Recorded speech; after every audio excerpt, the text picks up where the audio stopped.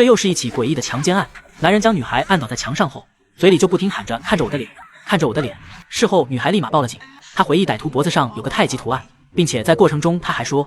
你爱我妈妈。最后是骑自行车离开的。而一听这话，警探马上意识到这是一名在逃多年的连环强奸犯，他被称为大西洋案强奸者，在其他3个州都做过案，9年一共犯了15起强奸案，但过去3年却销声匿迹了。没想到现在竟然又出现了。而目前掌握的证据有，由于前4次他没带套，所以现在有他的 DNA， 并且有一次罪犯失误了，现场留下的螺丝刀上有部分指纹。同时在这次行凶中，不仅受害人拔下了对方的头发，又可以获取 DNA 了，而且素描师也画出了歹徒的画像以及纹身。因此现在既然有了凶手的清晰样貌，大队长立即指示发布悬赏公告。结果公告一经发出，就有热心群众发现了歹徒，并且拍下照片报告给了警方。随后经过闻讯得知，歹徒居然是他们的邻居。接着警察就找上了嫌犯广坤，但广坤却表现得一切正常，根本不像一个做贼心虚的人。于是警察拿出了公告，广坤这才知道怎么回事，可他声称一定是弄错了。警察当然不信，接着就审问你前天晚上在哪里。不料广坤说去骑自行车了，这不正好吻合吗？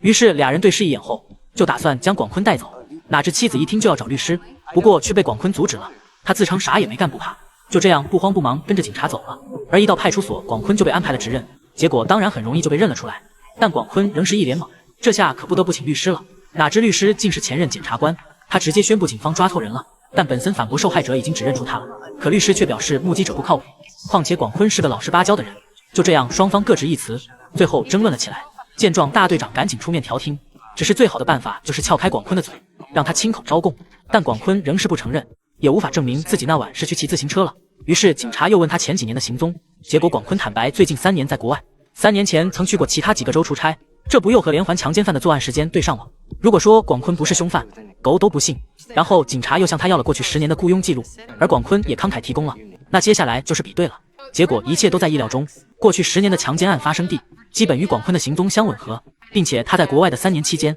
也没同类型的案件发生过，与作案间隙相符。可尼克警探总觉得哪里不对，广坤竟主动交代了行踪，就很奇怪。然而还没等大家思考，实验室及时传来了消息，广坤的 DNA 跟以前的4起及目前的这起性侵案的吻合。既然有了这个证据，检察官当即就对广坤判了死刑，这件案子也就可以轻松结案了。哪知尼克却仍是心事重重，不过还是照常起诉了广坤。广坤当然不认罪，检察官则建议还押候审，而法官也同意了。可哪知就在办理交接手续，准备将广坤送往监狱之际，突然意外发生了，广坤居然自杀了。而他最后的遗言是：告诉我儿子，我没强奸过任何人。说完就不省人事了。不过好在抢救及时，广坤幸运地捡回了一条命，但他却对妻子满是怨恨，因为妻子也不相信他，搞得妻子只好躲出病房。不料恰巧遇到了看守在外的警察，然后就把怒火都转移到了他们身上，但随后也冷静了下来，自称简直不敢相信，我和广坤结婚15年了，却没看到任何迹象。对此警察只能安慰，真正的捕食者都会伪装。可妻子虽然觉得丈夫做的是恶心，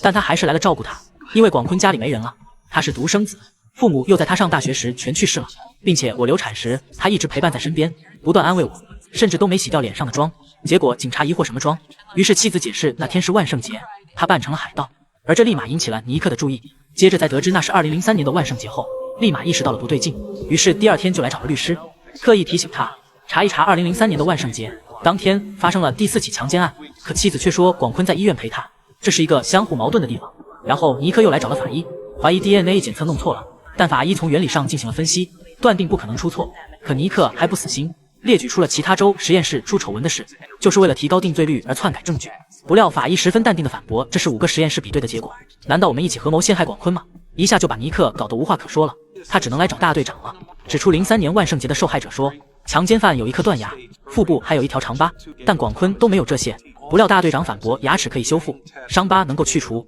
这些不足以当证据。然而尼克又指出，医院和案发地隔着160公里，有2名目击者作证，广坤当时一直在医院守着妻子，可能有人在现场放了他的 DNA。 对此大队长也慎重了起来，只是去调查下广坤的家庭背景，结果从广坤口中得知，他认为自己是独生子，因为是被领养的，也从未联系过生母。这下警察感觉有必要审问下生母了。不料母亲竟爆出了一个大秘密，原来当年她生了一对双胞胎男孩，因为无力抚养，所以将2人分开领养了，并且只收到过哥哥的消息，他来看过我，大概是20年前。这下警察终于明白了，肯定是双胞胎哥哥犯的案，然后就问出了关键一点。而母亲也承认告诉过哥哥他有个弟弟，当时哥哥还说果然感觉缺点什么的，没想到电视剧里的情节居然来到了现实，真的是双胞胎犯案。随后警察查出哥哥的养母杀了养父，哥哥曾为此出庭做过证，一切都和母亲说的一样。接着他们根据姓名和生日，终于从茫茫人海中锁定了唯一一人，查出哥哥现在公园里当清洁工，并调出了他的照片。结果这么一看，大家全都吃了一惊，果然是双胞胎哥哥，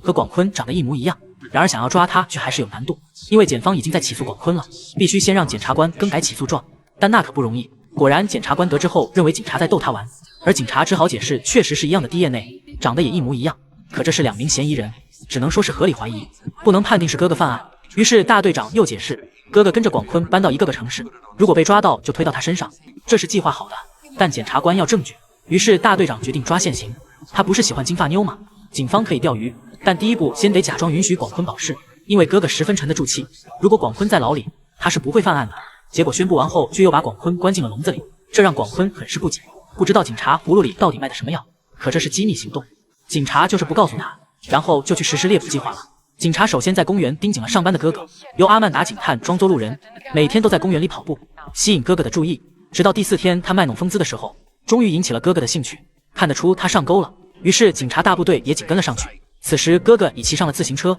跟上了阿曼达，并且距离越来越近。终于在一个偏僻的桥洞下，哥哥拦住了阿曼达，拿出大刀抵住了他，随后就要行动。可阿曼达怎会让他得逞，试图拖延时间，可哥哥已等不及了。而就在这紧要关头，尼克终于赶到了。接着在哥哥愣神中，阿曼达将他一拳打倒了。随后尼克好像疯了一般，不停地狠揍起了哥哥。好在其他人及时阻止，才救了哥哥一命。然而仅凭这却定不了他强奸罪，顶多也就是袭击罪。不料更糟糕的是，哥哥根本不认罪，还反诬是阿曼达主动扑上来的。无论警察怎么审，他就是不认，并要求请律师，搞得警察再也无法审下去了。而为了能够拿到哥哥的口供，只能换作由阿曼达审问了，毕竟他喜欢金发妞。然而阿曼达可不是普通的金发妞，他先是散发出自己的魅力，把哥哥迷惑住后，就开始了审问。不料男人在大是大非面前区分得很清，仍是坚称强奸都是兄弟干的，因为我们有相同的 DNA， 所以才有误解。但阿曼达直接挑明这其实是你的计划，留下足够 DNA 归罪你兄弟，甚至还故意和他纹了一样的纹身。可哥哥还是反驳，